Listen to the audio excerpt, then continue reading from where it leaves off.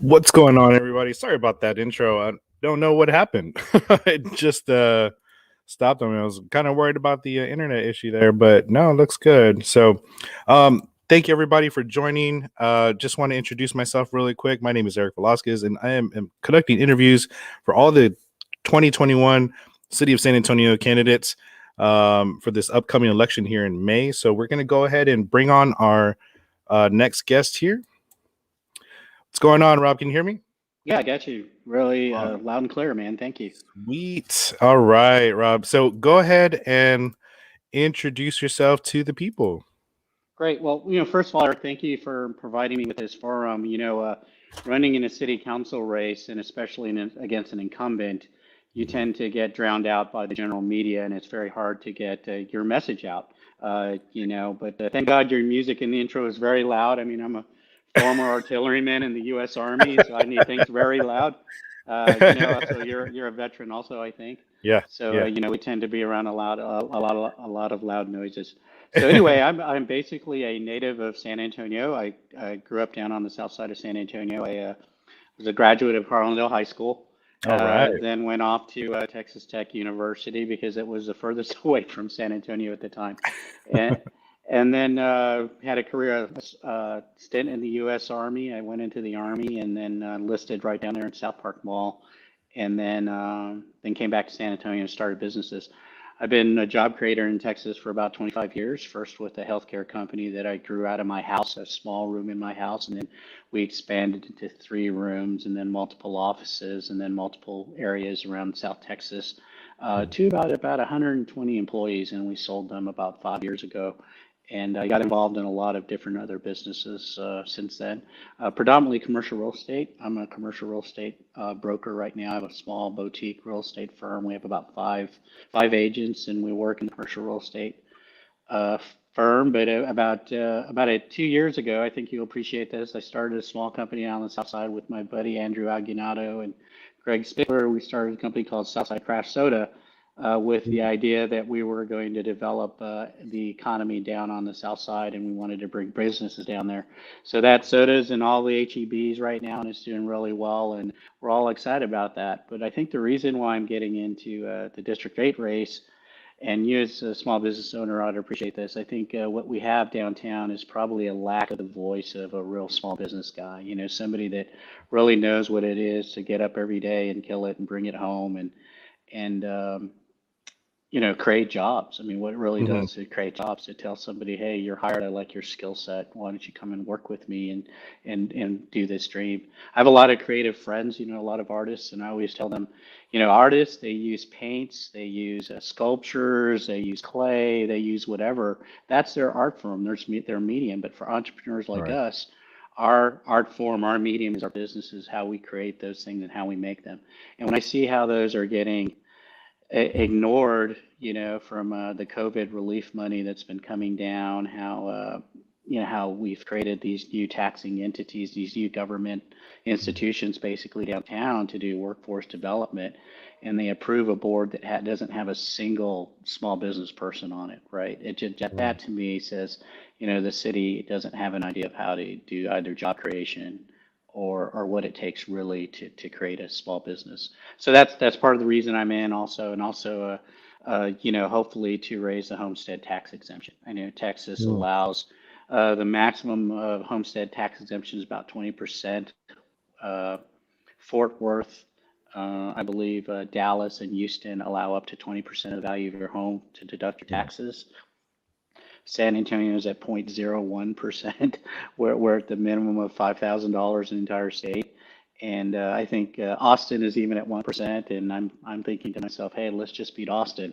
Let's get to 1%, right? Let's get that tax exemption rate up, because I truly believe the more capital that you have as a homeowner, as an individual from the work and your labors, you're best able to decide where that money is spent. So if you want to spend that on charities, or if you want to spend that on gifting to people, then that's your right to do that. But I think the more that our city government takes away from us, it's much more difficult to do those other social missions. So Right. Or just pay your mortgage.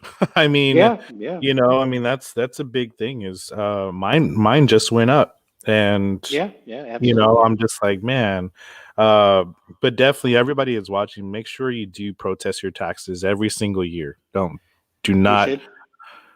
yeah, don't go a year without protesting your taxes. It's really simple. And I'll probably do a class here soon because I got to do it. Yeah. um, but Yeah. okay. So what's your story, man? I don't know a lot about you. I know this is an interview about you, but I'm Oh yeah. just a natural inquisitive Well, guy. I mean, you're a yeah. Southsider too, right? Yeah. Right? Well, thank you. So I'm a veteran as well. Yeah, yeah. I've done a lot of different jobs. I was an aircraft maintenance mechanic, so I worked on the Okay. C5 engines. Yeah. Um, the ones you see them flying around here. Yeah, that the Uh, 433rd down there? well, Or four, actually, I was at the 60th over okay. in Travis in California. Okay. And Okay. then I came back here and worked at Lockheed Martin for a little bit. Okay.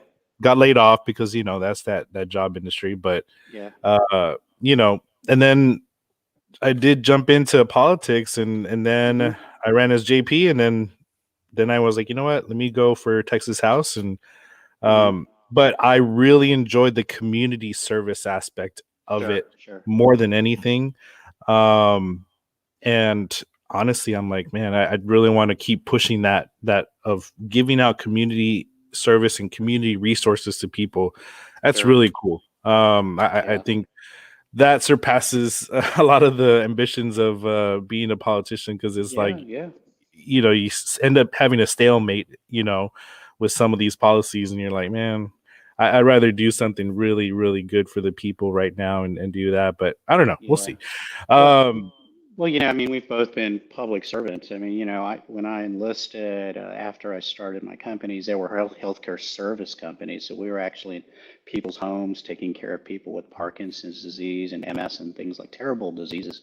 When I started the commercial real estate brokerage, we're focused on small to mid cap companies. So these are small corporations that don't normally get the services of a commercial real estate broker. You know how complicated that can be. But public service is just what it is. It's there to make the community better. Unfortunately, some people have gotten off that idea of what Kennedy said, right? Ask not what your country can do for you, but what you can do for your country. A lot of them are asking what can city government do for them, and I think that probably is not the solution to a lot of our problems. I think a lot of the solutions that we have is yeah, that we can have are based on family and things like that, and just letting entrepreneurs do what they want to do. I mean, in my opinion, if you want things to get back to normal from COVID, just let the entrepreneurs go out there and do it. Just open up, let them go out there and do the let work, and they'll do let it. HEB run the show. Well, not HEB, but Well, yeah, we're entrepreneurs. We're like cockroaches, baby. We'll stay alive forever. We're here after nuclear war. We'll figure out a way to make dollars. right. I think, but just think about how important that click is in San Antonio. I mean, I'm a strong believer in economic gardening, right? So rather than giving 10 million or 15 million dollars or American Noodles to open a noodle factory on the south side, if we invested that or if we allowed small businesses and incubated those small businesses, and I'm talking about second stage companies, there's plenty of programs out there now. And I've been a mentor down at the San Antonio Launch SA. I've been at the Breakfast and Launch program. I've spoken at groups like that. I've taken on quite a bit of young entrepreneurs and kind of put them on my wing and told them, hey, these are the kind of things you need to think about when you're starting a business. So I've done those kind of things, but at the end of the day, it's that individual spirit that goes out, um, and you really see the power of our country and what it's about when you can see the entrepreneurs go out there and really make business happen. Like what you're doing with this podcast show, man, this is amazing. This is a platform for something that's going to be totally awesome. You know, I mean, I saw the need there, yeah, and I really wanted to make sure that we got the coverage for everyone. hmm And some people aren't on board for it, and that's fine. okay, But you have to have a lot of no's in order to get that one yes to yeah, be able to keep going, and that's what keeps me going, because there are sometimes I'm like, man, do I really want to keep doing this? Because yeah, yeah, but at the end of the day, it's I think it's worth it. Like somebody yesterday was like, oh, I had a perception about a candidate already, but watching your show made me change my mind about my perception Sure. about the candidate. So, it's just really cool to be able to have something like that. But So I your just want, show changes votes. Your, yeah, your right. show, Hey, yeah, yeah, and not in a legal way. yeah. I know. And I just want to make sure Instagram, if you can hear me okay, please let me know. I'm trying this out. Yesterday it worked out okay. Today I'm using it uh in a ghetto fashion. I'm just have some mics set up to my speakers. So please let me know if the audio is okay on Instagram. Because I want to be able to reach those people as well on Instagram. But if you have any questions on Facebook Live, on Instagram, please put a comment in the comment box on Facebook. If you would like to ask a question directly to Mr. Rodriguez, you can jump into the live stream, and I'll go ahead and post the link here, so that way you can go ahead and ask directly. And just that way there's no miscommunication with the delivery of my the Sure. question on the comment. So So, Anthony says, a veteran, maybe we have a true freedom fighter ready to protect our rights. Tell us your views on police reform. my views on police reform. Okay, well, first of all, yes, I am a veteran, and I do have a natural affinity towards people that wear a uniform and put their right hand up, and they're sworn to protect the Constitution and others. My opinion on police reform, quite frankly, is I think, and you don't experience this in the Air Force, Eric, because everybody that gets in the Air Force is super smart and they're very selective. But sometimes, like I know the Army and the Navy, we have such a large force to man that sometimes we make exceptions in times of need for the entry level of those particular recruits, right? Like when I was joining the military, they were offering big bonuses. I mean, I was bought for a $2,000 bonus, and there I was enlisting in the infantry initially, right? Uh, but they'll do things like make exception for drug use, and they'll make exception for certain types of misdemeanor offenses. Well, the police are the same way. They're making exceptions to people entry into the police academy by lowering their standards. They have lowered their standards to meet that need, that manpower need. So I think in order to get a better police force, we need to start out with a better crop. So we need to increase the standards and the folks that enter the police academy. Now, as far as disciplinary actions towards police, I know this is a big question that's been coming up on the campaign trail quite a bit. My feeling on that is if someone commits a crime and they break the law, they need to be punished to the fullest extent of that law. There shouldn't be anything that protects them to do that kind of thing. I know when I was in the military and we had court martials of soldiers, these guys that were doing horrendous offenses to civilian populations or whatever, they were convicted to the fullest extent of the law. Yeah. The military didn't stand up for them, and they Right. ended up going somewhere. So we need to kind of take a look at that when it comes to our own police force. But I Mhm. think in general, I'm supportive of the police force. I mean, I think District 8 is a little different than some of the other districts, is that, we are very much into public safety. We're not experiencing a lot of the things that are going on in other cities. I mean, be aware, this isn't our San Antonio isn't Lexington, it isn't Chicago, it isn't Los Angeles, it isn't Seattle. In general, we're supportive of the police, and the police are supportive of us. Now, there are bad apples, just like there are in any profession, and those people should be punished to the fullest extent of the law, and there shouldn't be anything that protects those people. Right, exactly. Hopefully that answers your question, Anthony. Angela says, "When's the deadline?" I don't know. It's you're okay. Yeah, You should get a thing in the mail from bcad.org. I'm looking at it right now. yeah. Um, Honestly, yeah. Eric, Angela works with me, so she got the trick question for Okay. her. She's actually buying a house. Actually, Oh, Angela's an awesome success story. I mean, she went to the Cullum High School, and struggled and learned and got a degree in business administration and worked through careers, and now she's being a successful commercial real estate agent. She's an example of what true grit in this country is about. I mean, if a kid like me and a kid like Angela can grow up on the South Side, and we can grow up on free cheese and free peanut butter. I don't know if you ever had that experience, Eric, Oh yeah, of I growing up grew up on on free the South Side. cheese. I grew up You on the know, South Side on food stamps. So when we went to school lunch, it wasn't about, hey, I need my greens. It was like, hey, what's the pizza there today? It was just about eating, right? just yeah, But if we can live in such a great country that gives us these freedoms and opportunities for people like us to be successful, you know, um, my story is my grandmother has been here for several generations. She was part of the Garcia land grants back up before the Treaty of Guadalupe Hidalgo. So they had land, and it was kind of misappropriated after the Texas Revolution. My grandfather came here during the Mexican revolutions in the 20s. So he came here. He was he was volunteered or drafted into the army. At the time he was drafted in the army during World War II, he was a dishwasher, and he went Mm. to Italy and was wounded in Italy. And then he came back, and to the day he died, he hardly spoke English. He limped because of his wound, but he always considered himself American. He was an American. He considered himself to be an American.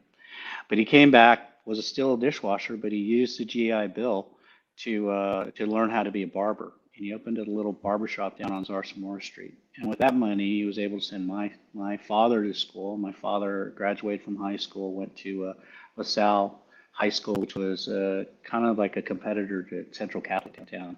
My Hmm. father joined the Air Force to get away from the body. He did that, and he spent 20 years in the Air Force, and he was an aircraft mechanic also. So when he came back, he worked for one of those companies that they moved his job away. But then he drove buses for VIA. But he helped send me through school. I got good scholarships coming out of Harlandale. But then, like every kid going away for the first time, I kind of didn't make the GPA because I partied Hmm. hardy when I was a tech and lost those. So I had to enlist in the Army to help pay for school. Yeah. And I was actually the first college graduate out of the out of my family. But one thing I realized when I left Harlandale High School and I went to Texas Tech, thinking I was going to be a computer scientist at that time. When I graduated back in the mid '80s, Microsoft, Apple were just coming into being, and if you wanted to be the guy, then that's where you would go. And I just realized how woefully unprepared I was from the public educational system that I received, because when I went to tech, man, I couldn't take trigonometry, I didn't understand algebra, I didn't know any of that stuff, and I failed miserably. But Hmm.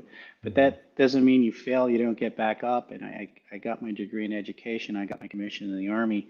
Now fast forward, my dad, when I had gotten in the Army, was a little pissed off because he was thinking, well, you're going to get in the Army, you're not going to get any skills. You know how that conversation goes, right? You're not going to Yeah. learn how to Yeah. fix planes, you're not going to be an electrician, whatever.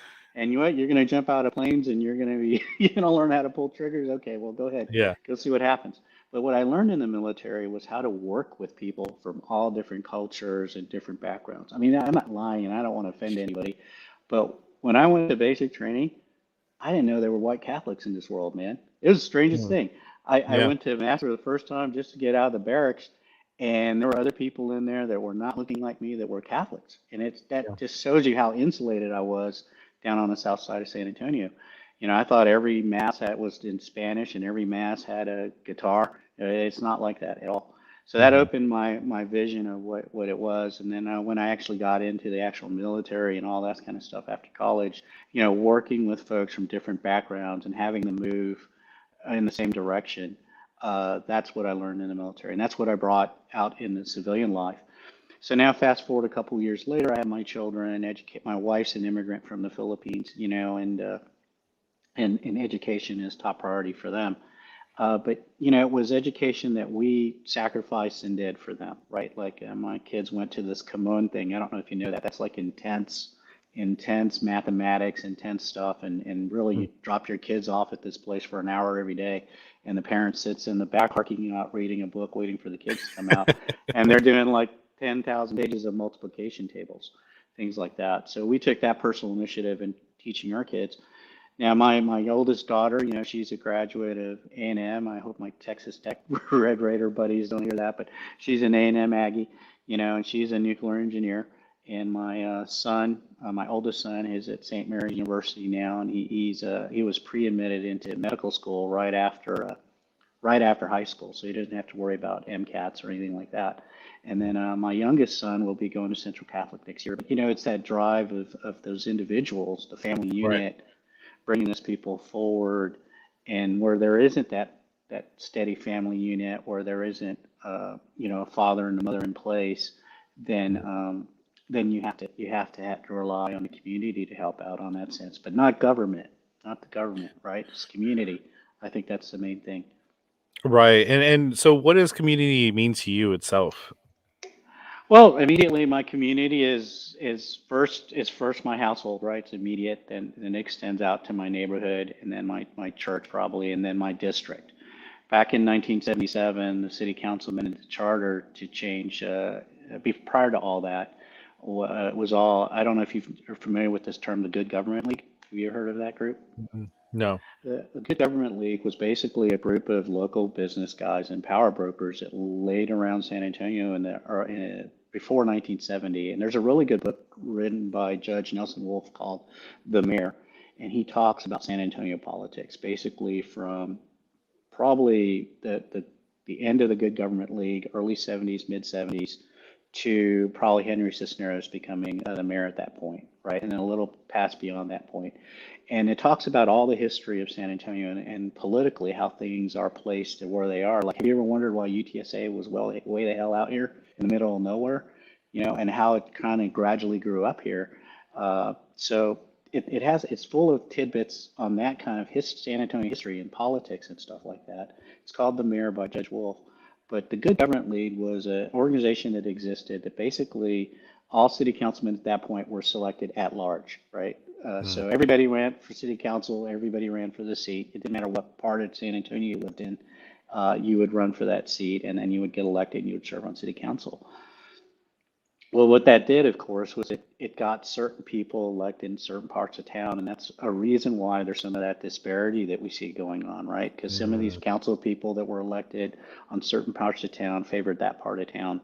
Uh, well, then along comes single member districts in 1977, and we created 10 city council districts, and each of the councilmen that were elected in those districts were supposed to be advocates of those particular council districts, right? So if you were elected in District 3 or District 4, you would be a strong advocate for that district. The thinking was you would know that district, you would understand that district, and you're best deciding what's going on in that district.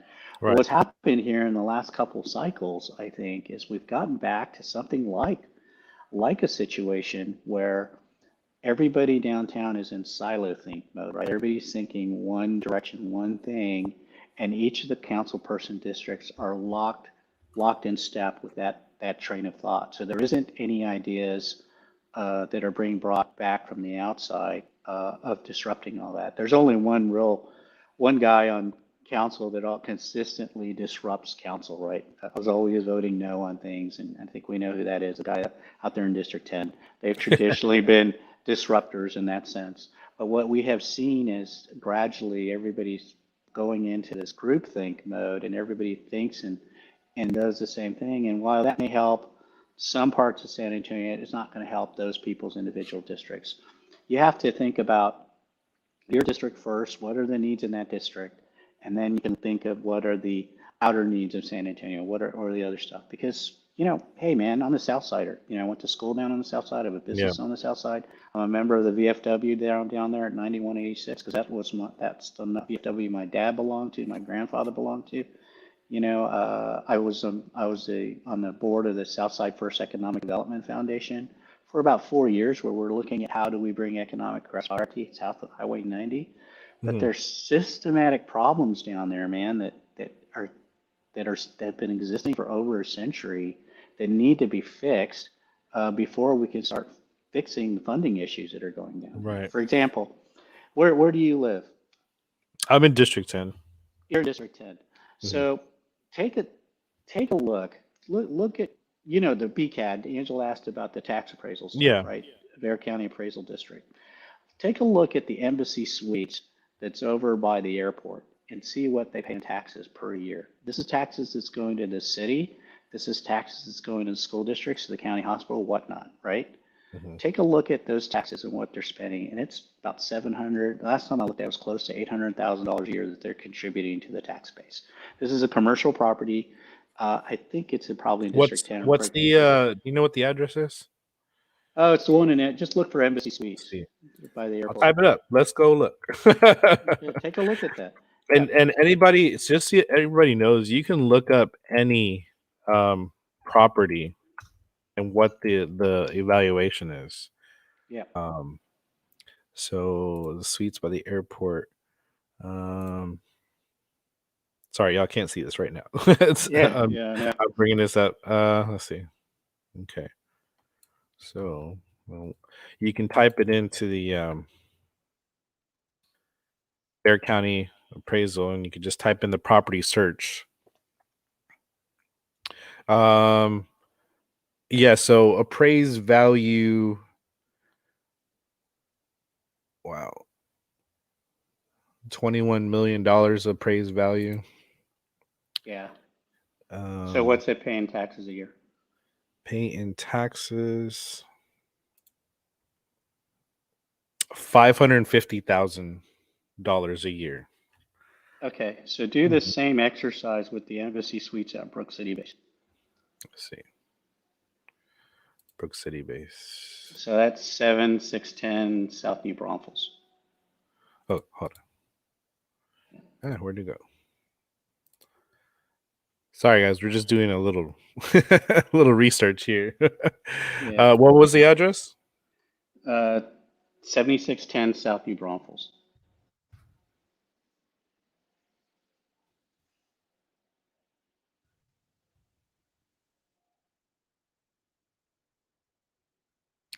It says it's exempt. Yeah. So where's that money go, man? Oh, wait, first of all, in full disclosure, Leo Gomez is not a watcher of your podcast, is he? Because this is on Brook City Base, right? So this money, $796,747 every year, it's got exemptions because it's on Brook City Base. That stays on Brook City Base, right? That doesn't go out. That doesn't go out to. This is part of SAISD. Doesn't go out to SISD. Look at the numbers that they're paying to SAISD. 0, 0, 0, 0. Now, where is all the economic development happening on the south side of San Antonio? Well, it's happening in Brook City Base. It's happening in Port San Antonio. It's happening in Lackland Air Force Base. It's now happening close to the missions. It's happening in these areas that don't pay any city taxes at all, don't pay any school taxes at all, right? Now, these guys that run these institutions will tell you, well, we provide local economic development and things around us are starting to develop. And, we might give $100,000 a year to the Alamo City electric car race or something like that, right? But at the end of the day, they're not contributing to the tax base. Now, you add things like San Antonio, the Texas A&M, San Antonio, they don't pay anything because these are all public institutions, right? Right. So what this does is it causes a big hole in the budget, right? There's all these commercial people that are not paying taxes down here. They're paying to Brook City Base, and then Brook City Board decides how we allocating this money's out, how we sending it out to whomever within Brook City Base, right? How we improving our area. So this result of having funding that's falling through the gap, if you look at SAISD, the tax rate for that is 1.5%. Up here in Northside, it's like 1.3%. So you got that gap. So you have all these struggling school districts, and now there are a lot of them down there on the south side, right? There's a ton of them. That in itself is a problem. They ought to be consolidated, but that's a different election, a different thing. But all these guys are struggling, and where their tax base coming is from property owners, right? Yeah. So the city's response to this with the equity funding model is, look, these guys are being ignored because they're not getting the funding they need, and then we need to take money away from these other districts on the northern end of San Antonio to pay for this kind of thing, in a Robin Hood kind of thing, because nobody wants to address the issues that are really fixing what we're really truly fixing equity going on in the south side. Right. Now, yeah, thank you for showing. I knew there was a lot of issues, but I didn't really look at it at that point. I was like, wow, that's a That's a lot. Yeah. And yeah, you're right. Property owners are getting taxed. I think uh I met with somebody last year while I was doing my campaign run, and they were Yeah. paying more taxes than I was. And I live in Mm. District 10. They live in District 3. Yeah. And Yeah. Absolutely. and I was like that, now granted, maybe they're not protesting taxes, but either way though, they're still getting taxed out of their home. Like that's Yeah. Yeah. that's crazy. Anthony says, thank you both for your service. Thank you. Appreciate Yeah. it. Thanks. What can a city councilman do to support and grow local businesses? Well, what we can do for this, for the first part, is stop at least when it comes to COVID dollars that came down or this new SA Ready to Work funding, right? The COVID CARES Act money that came out that the current incumbent brags about, oh, $34 million came down from the federal government to help small businesses, and they issued it out in grants in the city to help small businesses. Well, only 3% of businesses in District 8 got that money because this is why. Because the city issued this money out on an equity basis, right? They looked at the equity model and they were looking only for businesses that were in the low income census tract districts, which is which is basically everywhere else but District 8, 9, and 10, Mhm, right? We don't have any mhm. low income census tract there. My contention with that dollars is when money comes down from the federal government in such a way for COVID relief, for small business economic recovery, even this tax, the San Antonio Ready to Work tax is going to raise $154 million in the next 5 years. Even that money should be distributed equally to everybody that needs it, right? Without distinction of where they live. There shouldn't be that inequality to it, right? I mean, it's shameful to me that we would do something that the city would pick winners and losers in this money. Now, people will say, well, you guys are up there in District 8, well, you get access to PPP funding and all this kind of stuff. Well, yes, we do, but that's no different than anybody living down on other sides of town, right? I mean, when I was on the Southside First Economic Development Foundation, I actually was down at the Biblioteca down there on I forget the street, it's escaping my mind. We just saw the property Pleasanton, down there. the one Yeah, in on Pleasanton. Pleasanton Road. We were down there enrolling folks. I had a little barbecue place that came in. We were enrolling people to get their PPP funding and this grant money. Now, the difference between grant money and loan money is grant money is given to you for free. You don't Right. get taxed for that. That doesn't get on your books in any such way. PPP loans, they get on your books, and And you have then to pay these them back. things, you have to pay them back. Some people might Yeah. get relief from them, but the point is they're on your books on your balance sheet as a debt, and that can skew your debt equity ratio when you go out and apply for a loan to expand your business, right? Mhm. So that's what a council person can do. I think they can reduce the barriers to business. I think for one thing, and this is the thing that's different between me and the current incumbent, is can have an understanding of business. Like what right-minded business person would pass something like a paid sick leave ordinance, right? Now, all good employers will take care of their employees. They have to. They're your most valuable asset, right? More important than property or equipment is your employees because it takes a long time to train them. So you're going to get busy in taking care of them. That's paramount in every business owner's mind, and they will take care of their employees. Uh, the issue is that the city often takes on responsibilities in forms of government that it has no skill set or no authority to do it. Like, let me ask you something. The paid sick leave ordinance. Now, that is still an ordinance. It's just stuck up the Fourth Court of Appeals, right? We're still waiting for that Mhm. ruling to come down, but it's still an ordinance, right? Who could you tell me who's responsible for enforcing that at the city level to make sure you're paying your people correctly and that if they have a paid sick leave complaint, who do they talk to? I'm not sure. The Department of Metro Health, right? Nope. Department of Metro Health, who's handling pandemics, COVID, all this stuff to make sure that everything is handling our mental issues in the city. The Department Mhm. of Health is also handling labor issues related to uh, to paid sick leave, right? Hmm.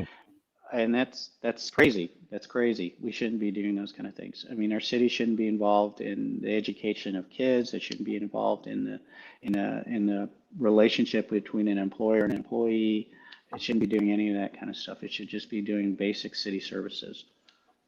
And yeah, True. And with that, I mean, do you think maybe that they're just trying to, I don't know, think outside the box or trying to do other things because it seems that a lot of citizens are wanting them to do more and more.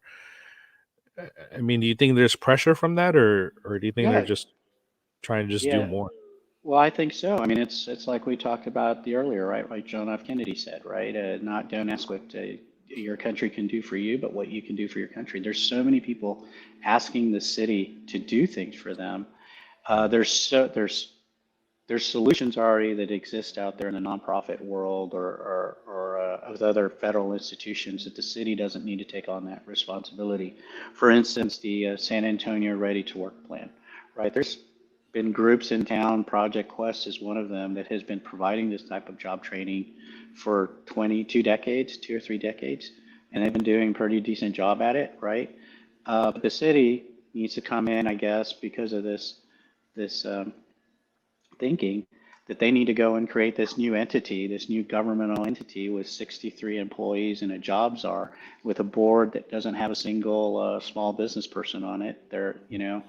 To decide how we're going to deploy this money to create more jobs in the region.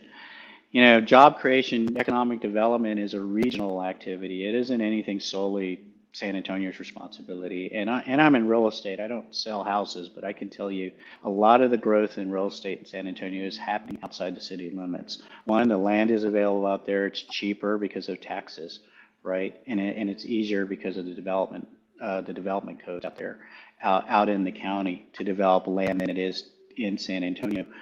So these people that are going to take advantage of this program are going to get their education paid for, are going to get housing paid for, are going to get a stipend, are going to get their child care paid for.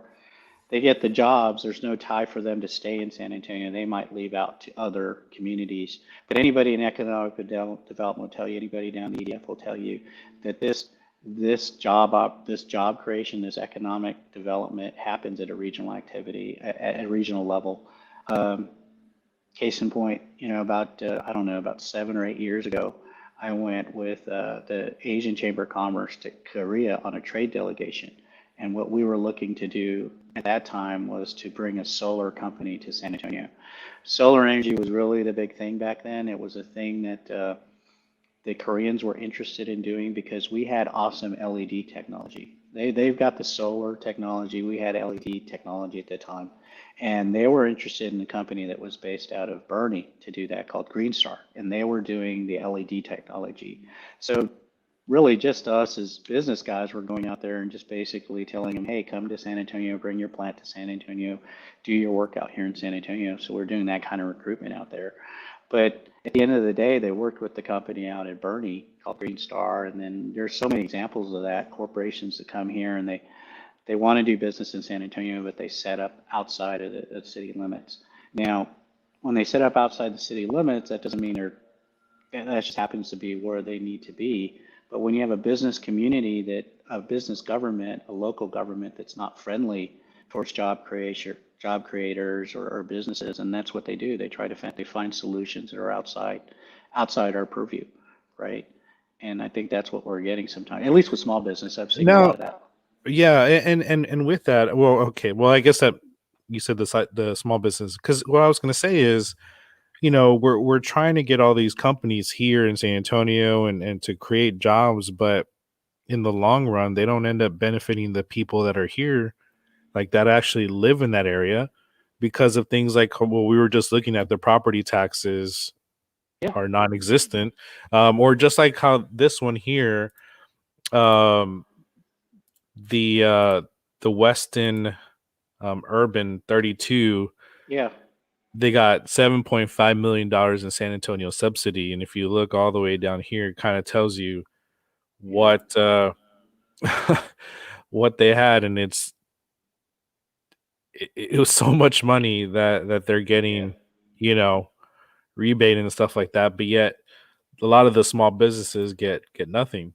Yeah. So I mean, job creation and bringing companies in is great, but if we keep doing this, I mean, isn't that going to hurt our districts or our areas already?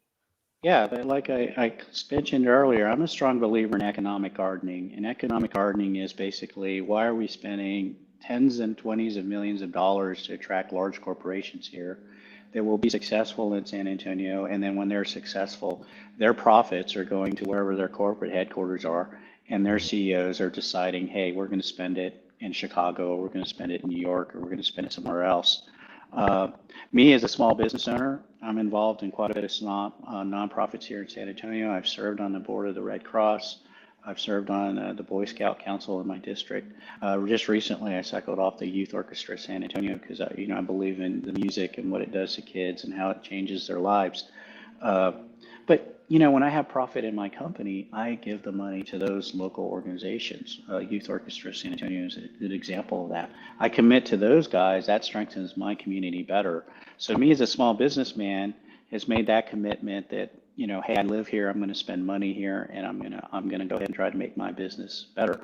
When you have folks that are coming here and taking city contract jobs or whatever, and doing this kind of stuff, and they might placate a couple of the local politicians, but they send their profits elsewhere, and those guys are spending money other stuff. But what economic gardening is basically strengthening or providing an ecosystem where small businesses can thrive. Now we can do that by things like eliminating uh, a lot of barriers to industries, to barriers to business, or things that inhibit them from growing. For instance, that paid sick leave that we've beaten to death, right? Initially, when that thing came off, the ordinance was only at a certain size will you start having to be obligated for the paid sick leave ordinance, right? Mhm. Once you hit 3 employees or 5 employees or something like that. But after the councilman that is the incumbent got a hold of that with his committee, it became worse. It was anybody starting businesses in San Antonio has to comply with these things.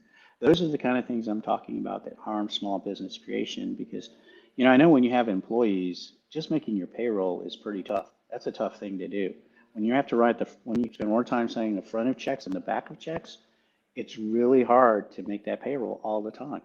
And to have something else involved in that, it's very difficult, very difficult. So economic gardening, flourishing small businesses. There's tons of programs in the city now for incubators, right? There's Launch SA, there's Southwest Business Development Center, there's a couple veteran programs. These are all helping companies go from brain fart idea, I want to start a business, to actually forming it and then getting it off the ground for the year. Where I think where we Right. lack, and my friend Janie Martinez will tell you this, is what we call second stage companies. These are people that are beyond the second or third year. Now they've got some employees, over 5 employees, over 5 years in business. They kind of understand how to make a profit, but now they're trying to get into that bigger market, right? How do I expand my services? So so I would propose some of this SA Ready to Work funding. Maybe we can peel off a portion of that. And now I'm a strong believer that nobody values anything that you get for free, right? I Mhm. mean, next time you go to a trade show and you get one of those squeegee balls that's for free, you go raid all the vendors' tables and you take all the free stuff. How many of that stuff do you keep? You don't really keep any of it because that's all free, right? Yeah. So I think if we had a grant program or some type of scholarship program that we utilize that money so that if the business owner wants to say, hey, look, I want to get my employee trained to this kind of thing, and they'll help my business out. They'll make my business more profitable. Will you take money out of this A Ready to Work fund, and will you split that half with me? So if the training is $1,000, I'll pay 500 as a business owner. The city through this grant program will pay $500.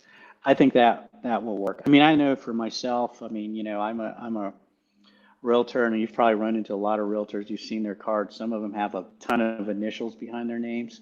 I just have probably 2 sets of initials behind my names. But each one of those initials represents a certification or a special type of training that makes that real estate agent that much more of an expert and gets them more business.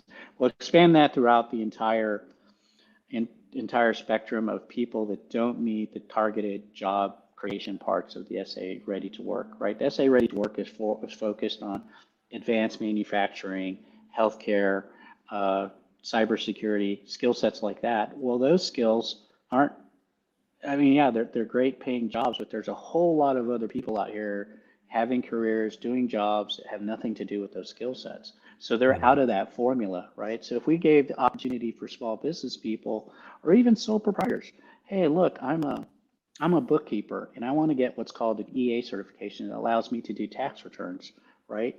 And that certification is going to cost me $800, and I'll pay $400 of that at the city with the grant money from the SA Ready to Work. We'll pay $400 for that. I'll be a better tax preparer, and then I will be able to make more money, and I'll generate more money for the economy and all this kind of thing, right?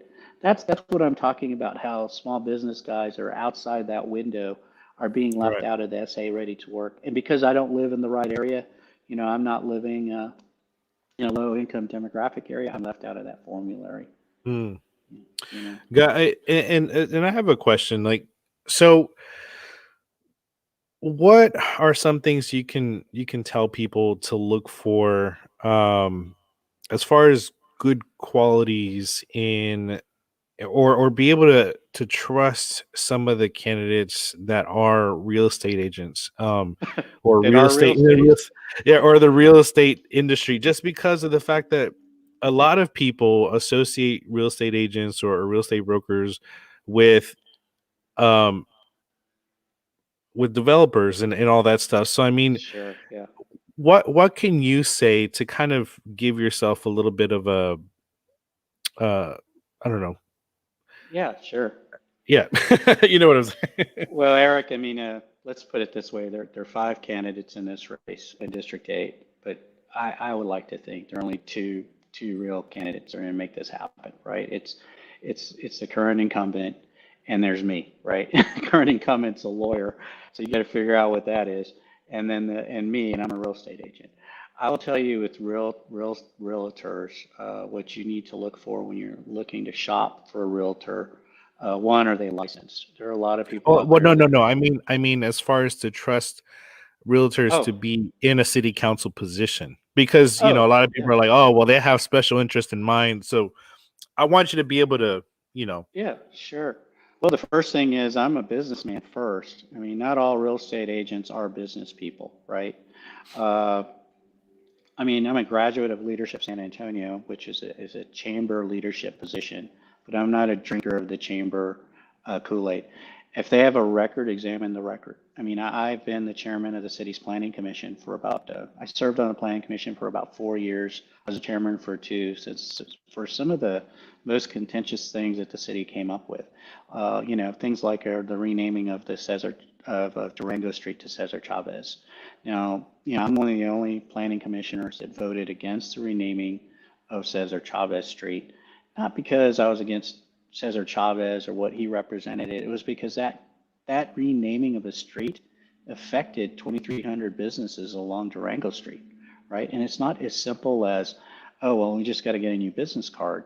It's it's things like having to get their insurance changed. If they had loans, they had to get their loans document amended, things like that. That's how it affects stuff. But I would say if they have a record, examine their record.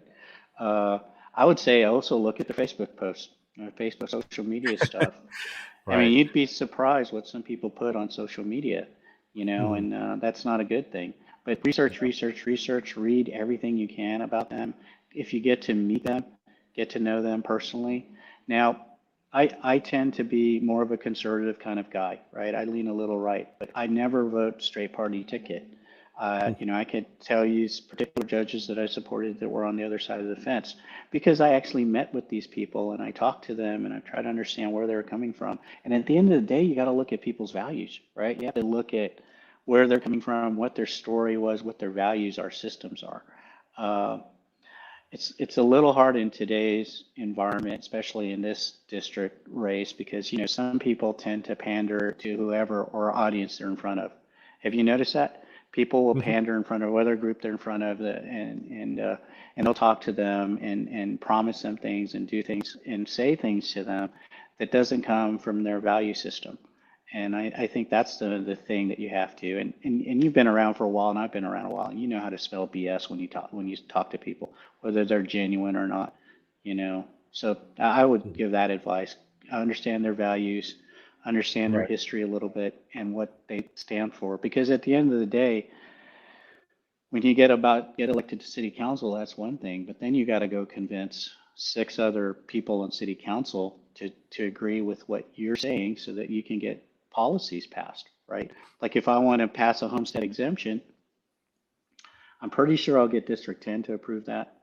I don't know about District 9. Some of the southern districts, I'll have to tell them the story about, hey, look, I'm a Southsider. Everybody's hurting from this COVID thing. Homeowners are hurting from this COVID thing. When we're talking about affordability, some people are talking about their tax rates being too high. Some people talking about their utility rates being too high. You know, if they're You know, being a priced out of their lot of homes. people, yeah, a lot of people are talking about that. Even last year, I mean, they were Yeah. always talking about that, and they want solutions. So, yeah, I mean, definitely that's the biggest thing, but nobody wants to fix it or knows how to fix it. It seems like. Well, their governmental solution is let's create more affordable housing, right? It's about let's get the rent down to $500 a month or $400 a month or whatever, and that is a part of what needs to happen. But I believe in a private-public partnership scenario to make those kind of happen. At the end of the day, when we're talking about affordability in District 8, we're really talking about the tax rate. How do we get the tax rate down? And the easiest, peasiest thing to do. First thing, can we reduce the tax rate? Well, there's not going to be any appetite down in City Hall to reduce the tax rate. But I will promise you, if I'm elected, that's going to be one of my top priorities, reduce the tax rate. And they're going to ask you, well, how do you do it? What programs do you cut? Well, you know what, Mr. Eric Walsh, I like you, but you're the guy that has to figure out what we need to cut, and we're going to be the guys that are going to decide whether that we want that cut or not. That's what they pay them the big bucks for. I mean, it's amazing how many city council budgets, if you ever watch them over the past decade or so, how we're always short on funds, and then amazingly we find money somewhere to meet some kind of special need, right? Yeah, yeah. Yeah, The city managers get paid or six figures, easy. yeah, yeah. And we have how many? I don't even know how many city managers we have. We have a bunch. We have like quite a Yeah, few. yeah. There's a lot. There's a lot. But I mean, the kind of work they're doing. I mean, they're leading a Well, 15,000 person organization. You know, that's a lot yeah, of folks. yeah, You right. know, but Um, again, I think the market ought to dictate what they get paid. You know, I live out here. I have a home out here by the original Rudy's. You know where that is? the one on for 151. No, it's the one off on Bernie Stage Road. As you're Oh, driving outside San Antonio, that's the original Rudy's. You know, Rudy's before it split off and made all these franchises. That was the original Rudy's. But okay, so gotcha. it still is the original Rudy's. He sold all those other franchises, but kept that.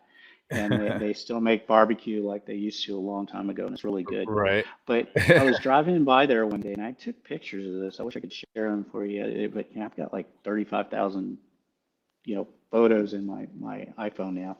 But it said now hiring $13 an hour, right? Oh, wow. For Rudy's, that's pretty big, right?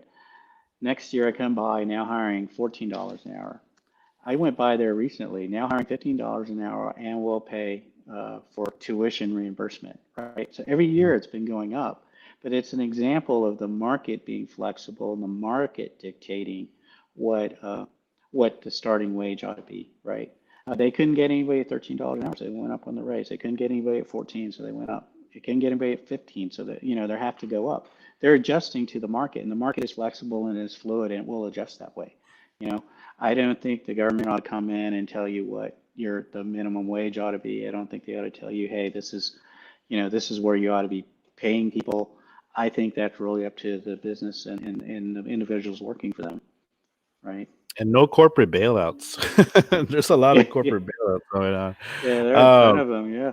right. But okay. Change of gears real quick. What are your top 3 small business restaurants? And um, don't feel like you're gonna get in trouble with saying specific ones. You can say a couple, it's fine. But Yeah. just trying to shout out to a couple of small businesses, just that way they can, you know. I know Man, I those are don't know, really Eric, man. I'm a fat guy, man. They rely on my business quite a bit. okay. Let 10. me Not see. just In District 8? yeah, In District District 8. 8, right? Yeah, yeah. Okay. Well, let's see. Well, I mean, me and my wife like this place called Singapore Chinese and Indochina restaurant on UTSA Boulevard.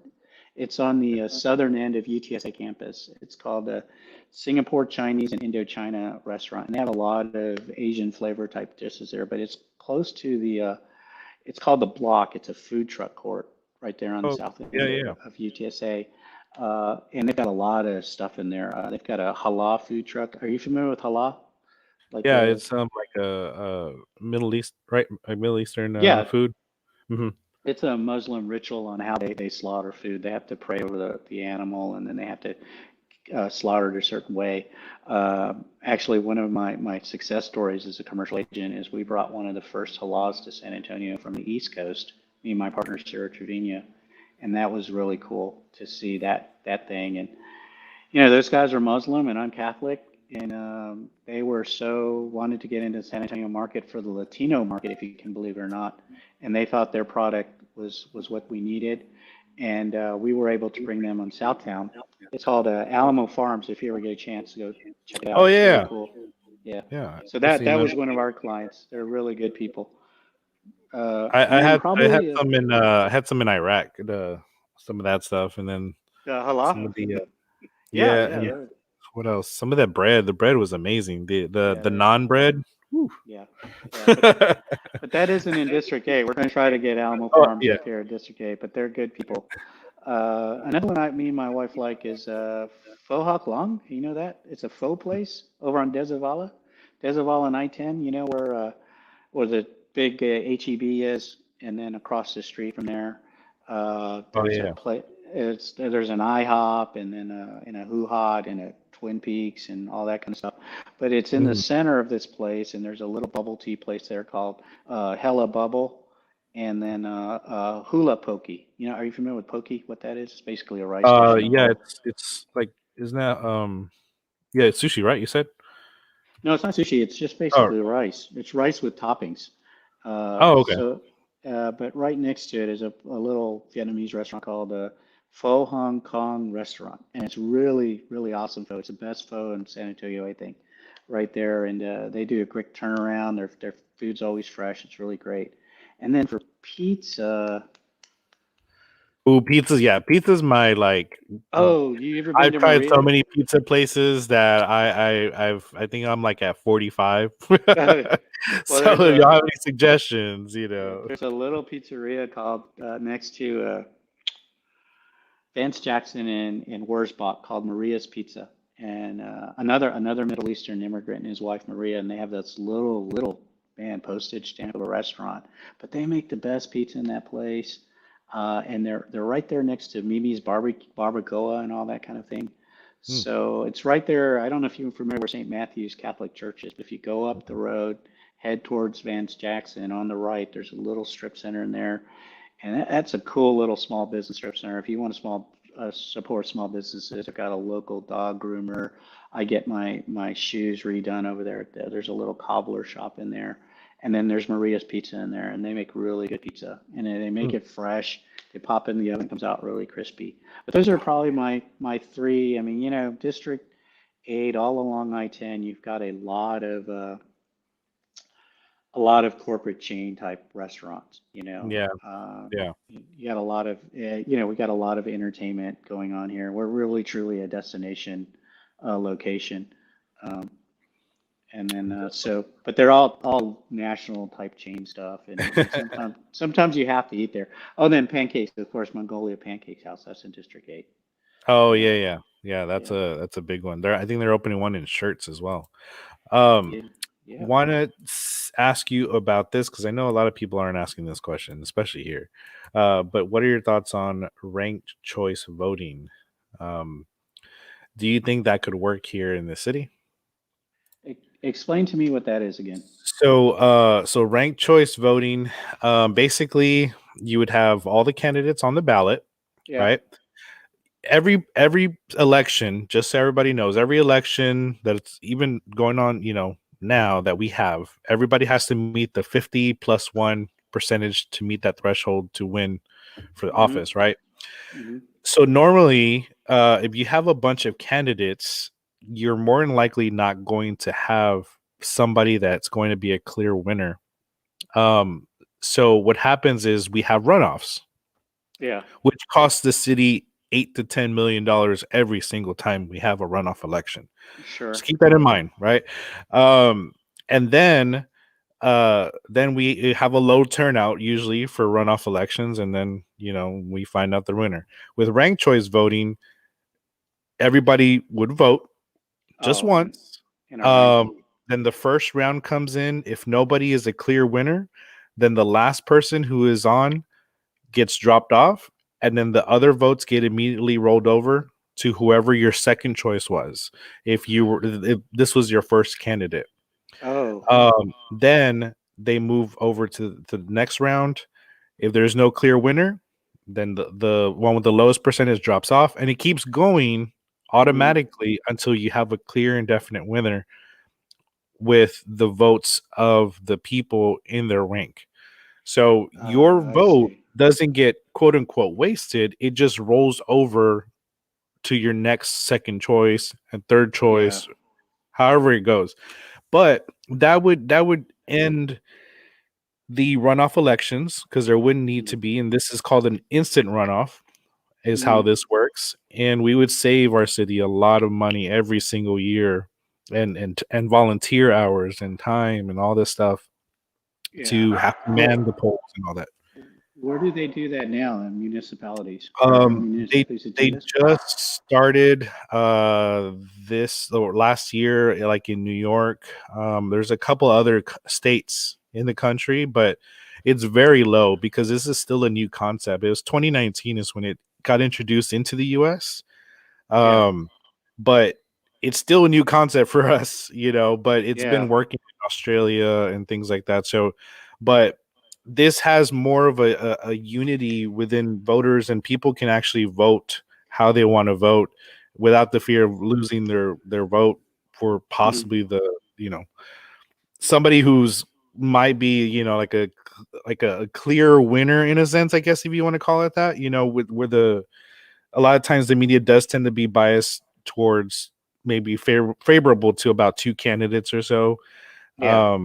So this would help, and it also would help with the candidates themselves. They would actually try to be kinder to one another, Yeah. because then they would want to get that voter base of the second vote from somebody else, from another candidate.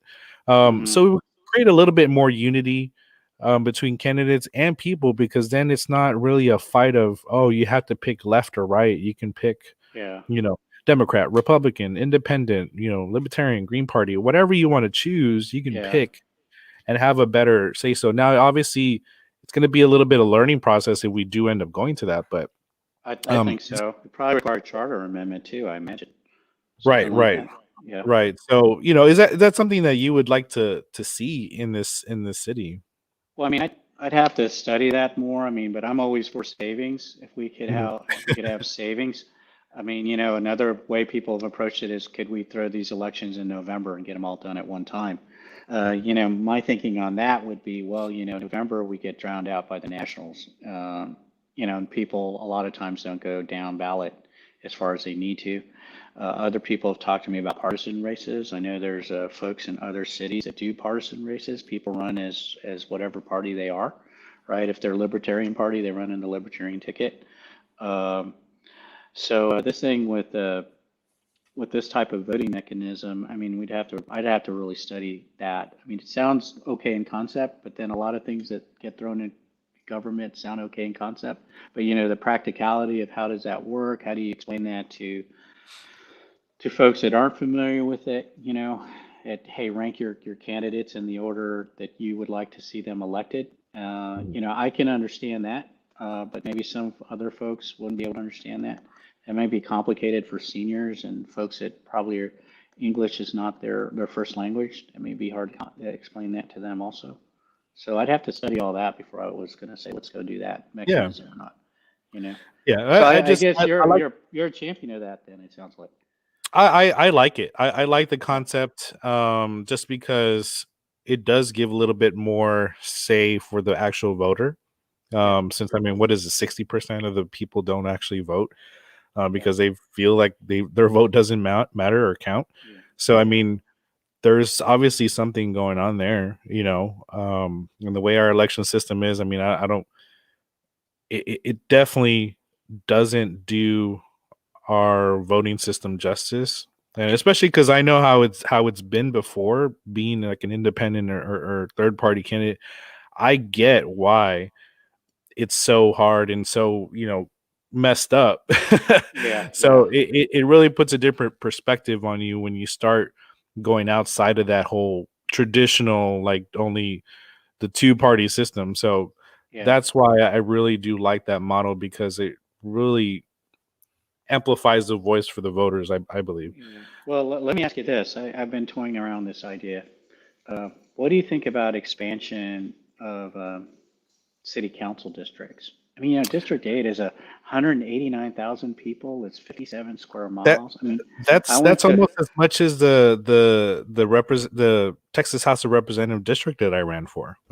yeah, That's how yeah, many. yeah. It's huge. It's Yeah. huge. So I mean, why don't we expand the city council districts? We ought to be looking at that kind of thing when we're looking at charter amendments, right? Why shouldn't we be doing that? I mean, the geographic center of San Antonio is now 410 and roughly I-10, right? That's roughly the geographic center of San Antonio. It's been moving north.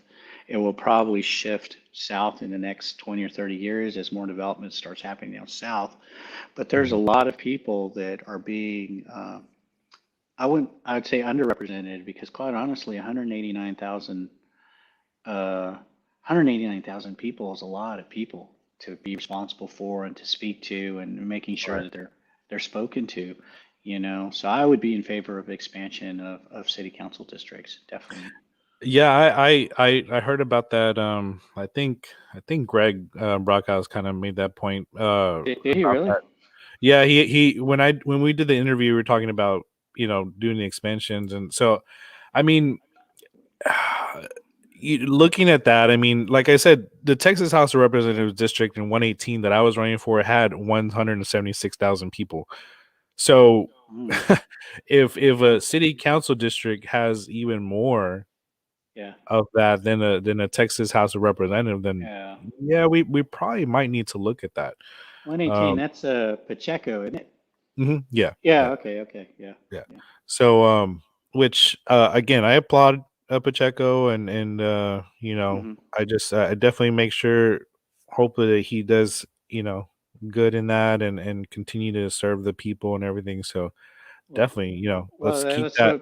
that's what you have to do, right? I mean, our elections are our battles are fought in the ballot box, and when they're done, they're done. You know, and you Yeah, have to. If your guy didn't win, you didn't win. I mean, that's the way it goes. Let's go after him again in 2 years. I mean, that's how you yeah. have to look at or that. or just try to keep serving the community. I think this is Okay. what the best thing is, and looking at that is you see a lot of people run for office and then they don't win and then they just stop. So it's like, okay, Mm, or they stop doing anything for the community. So it's like, well, was your heart really in for the community and for yourself? You know what I mean? yeah, yeah, And that's where I think it's really important to say you got to keep going, keep pushing, keep helping the community in whatever way you can, and yeah. don't just stop helping the community if you don't win. Because that really looks bad. that definitely looks bad on people. So you're Um, telling me if I don't win, I should move out to Kerrville or something like nah, that? man, you can't do it. Yeah, No, no. But I mean, I think people look at that too. It's very yeah. important to be able to keep. Honestly, before this, I didn't do that much community work, and now I'm like, Hmm. man, why didn't I do this before? Why didn't I start doing this and helping the community? Um, Well, I it's think for me important. it's a little different. I've spent, like I said, my whole adult career being a job creator, and when I finally got to the position in my companies where I could actually, okay, the company is running well. I've Right. hired people to kind of replace me. Now let me start working out in the community. I got involved in Mhm. a program called Leadership San Antonio, and that's something you ought to consider. And it's a program run out of the chambers. And yes, they shoot a lot of the chamber Kool-Aid to you, but you have to be intelligent enough to know what's real and what isn't. But at the Right. end of the day, you're learning the challenges that San Antonio faces and the great opportunities that we have. You learn about how balanced our community is, right? How balanced our economy is. Like we have a steady glide path for growth. I mean, Austin goes up and down based on tech. Houston goes up and down based on energy, things like that. But San Antonio has a steady growth because we have these, I'm going to call it a 4-piston or a 6-cylinder engine, right? We have these industries that are constantly pumping, and then sometimes one of those doesn't work correctly. And well, then the others are pumping. So we have this straight, steady growth, right? But I think when I got involved in that program, then I started getting involved in a lot of nonprofit organizations, a lot of stuff. I started getting on boards and commissions. The Small Business Advocacy Committee was the first board that I served on, and we looked at that. But at a certain point in your life, you're tired of being the guy that makes the recommendations and you're making the decisions. Like when I was chairman of the Planning Commission, I voted every single time against annexing more territory for San Antonio. Not because I didn't want San Antonio to have a tax base, but I just felt like the further we got out, the more it stretched our infrastructure needs, the more it put more of a burden on taxpayers. And then those guys out in those communities didn't want to get annexed in the first place. There's a little community down south San Antonio called Sandy Oaks. And Sandy Oaks was up for annexation. And I remember here I'm the chairman of the planning commission, and like 50 people from Sandy Oaks come in, and they're all making testimony on why they shouldn't be annexed. And one guy comes up and he says, well, you don't want to annex Sandy Oaks because we got guns here and we're not going to like San Antonio. Okay, sir. Thank you for your 3-minute commentary. So at the end of the day, we made arguments, and the whole commission, the whole planning commission, with the exception of maybe 1 or 2 people.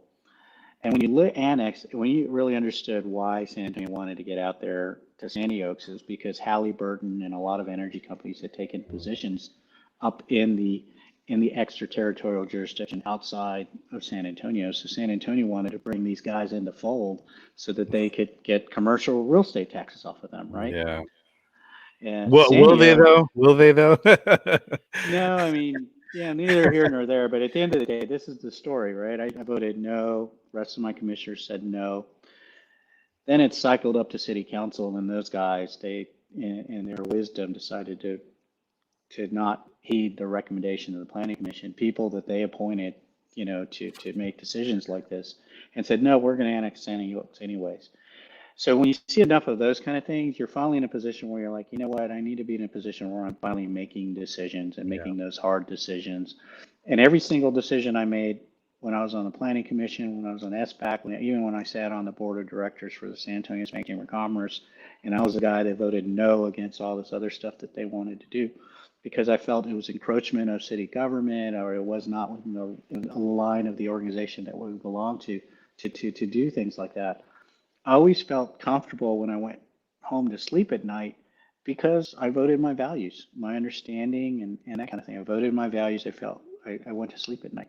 But you get to a position in your life, and you're going to be in this position, Eric, in a decade or so, where you're going to be what they call a circle of influence, right?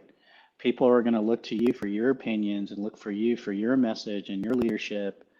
And you're going to finally be in a position where you're going to say, you know what, I want to be in a position where I can finally make a difference with all my skills, all my talents, all my connections in the community, everything that I know. Let me bring those values down to elected office. And that's where I'm at right now. I mean, I'll continue giving to this community in some way or fashion. I mean, I would love to go back to the Youth Orchestra of San Antonio and serve on that board. I would love to go do things like that again.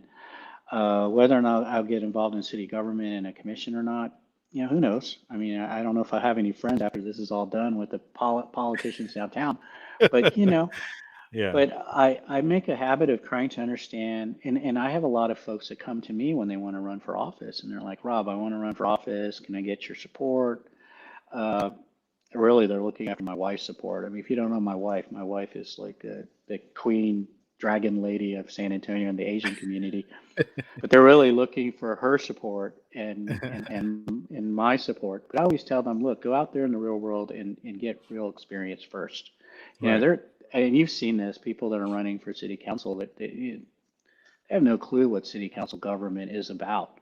At the end of the day, it's about fixing potholes, right? It's making sure that fences are high enough or things like that. But some people think it's about protecting gun rights and all this kind of thing, and making sure that people have the freedom of choice and all this kind of stuff. And that isn't the essence of what a city council person does, right? You're the closest to the people. You're the closest to people. at that point. Have you ever heard of General Cincinnatus? No. General Cincinnatus was a Roman general back in the second century BC, I think. And what he did was he protected Rome from these invaders, the Gauls that were coming to ransack Rome. And the Romans said, "Hey, General Cincinnatus, we need you to lead these legions and go out and fight the Gauls." So he went and fought them, defeated them, and he came back. And the citizens of Rome said, "Well, hey, you did such a great job as a general. Why don't you become the emperor?" And they wanted to make him an emperor. And he said, "No, I'm just going to go back to my farm." That's how I kind of view my view in city council. It's, look, I'm going to go do what I need to do down in city government, and then I'm going to go back to my company, or I'm going to go back and do things for the community and do things like that. I'm not here for the next job. And I think that's the biggest complaint that a lot of people have as their councilmen, is that they, they're all looking for that next job, right? What's the next position after this? I'm going to be a city council person, then I'm going to be a state representative, and then I'm going to be a state senator. Maybe you'll be a congressman at that point, but people look at public service, as this career path. And I don't look at it as career path. I look at it as public service. You're really doing public service. The whole time I was on the plan commission, I didn't draw a single nickel. I mean, granted, you get $20 a meeting, which isn't a lot, but I didn't haul any money from that endeavor at all. And that's how I view this race. Unfortunately, some council people, they view this politics as an entrepreneurial activity, right? They get involved in it, and then they start doing things on the low, and they get Right. all, I'm not that kind of person at all. Yeah, definitely. That's good to hear. So is there anything you want to say before we wrap up? Like anything that maybe we didn't cover, or you want to reiterate for your campaign? Well, I mean, if you want to know more about me and my positions, you can find out more about me at robfor8.com. That's our website. I mean, I'm really truly in this to win this race. I've got a professional campaign manager on board, Christian Anderson, who's helped me quite a bit as doing the campaign stuff. I've got Vanessa Cedillo in my office, who runs all my volunteers. So if you want to run volunteers and help me get the message out in District 8, certainly communicate with her. And then I've got Alondra Aviles, who does all my digital media. So she does all the Facebook, and she does all that kind of stuff. So I've got a professional campaign crew that's helping me get elected into office. But at the end of the day, I just pick the best people for the job, and I get this multicultural, multi-ethnic, multi-different team. And it's amazing how we can bring all these people together in one direction. It's just to bring better representation to District 8. I think that's the thing that we're all kind of carrying the banner for. So that's the message that I'd like to give to your listeners, that I'm a genuine person. I mean, I do a lot in the community, and I really want to do good down in City Hall, and that door will be open to everybody once elected. I'm not going to be a particular champion for any particular group of people. It'll be just, hey, we'll bring your ideas to me and tell me if I'll make sure if that makes sense or not, and I'll implement those ideas, or I'll be an advocate for you depending on what those ideas are. Yeah, awesome. Well, I appreciate you coming on and taking the time. I really hope that everybody has gotten a clear sense of who you are. This is the whole point of this show, is just to be able to have a real good conversation, to kind of get the feel for who the candidates are, and so everybody stay tuned for more. I think that we have one tomorrow, and I think one of the school board trustees for NAISD, NISD. So I want to try to make sure we get those people in, because honestly, I don't have that much of an idea of what they do, and I think it's really important to know what these positions do, especially because they are part of our school, our kids' education. So definitely something we need to learn and put more focus on.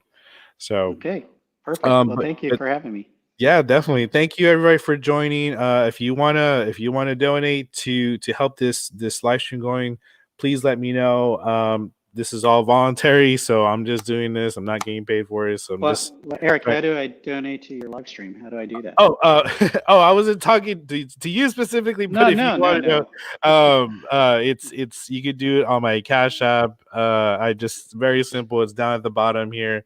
Okay. It's just the Cash App and my Eric J. Velasquez. So, Okay. yeah, I mean, everybody, I want to make sure that I put an emphasis on we are just trying to inform the public, trying to help get this information out that everybody that's going to be on the ballot. I have reached out to pretty much almost everybody on the ballot. I haven't gotten some responses back. So, but if you have not heard from me, if you are a candidate, please reach out to me. Maybe the phone number that was on the records didn't work, but I'm trying to reach out to everybody. So don't want to leave anybody out of the loop. But yeah. Thank you everybody for joining. Thank you for listening and being engaged, and let's keep that focus going to the elections, which is down at the bottom. Early voting starts April 19th, ends April 27th, and election day is May 1st. Wow, man, is that close? I didn't realize it was that close. Yeah. But thank y'all. I appreciate you and have a great day. Perfect. Thanks, man. Yep. All right, bye.